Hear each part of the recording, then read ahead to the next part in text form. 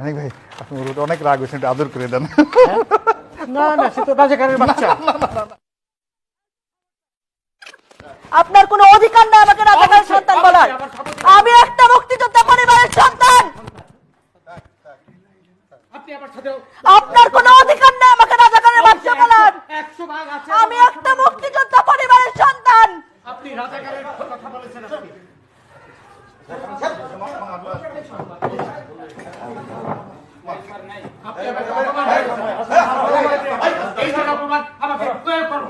আমি একটা মুক্তিযোদ্ধা পরিবারের সন্তান, আপনি আমাকে রাজাকার কোন সাহসে বলেন?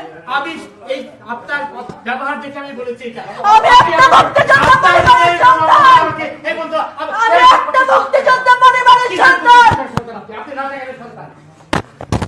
আপনি যেভাবে আমাকে অপমান করলেন, আমাকে এই ধরনের অপমান করার ক্ষমতা সাহস কেউ কোনোদিন পায়নি। আপনি ওদের পক্ষে কথা বলছেন।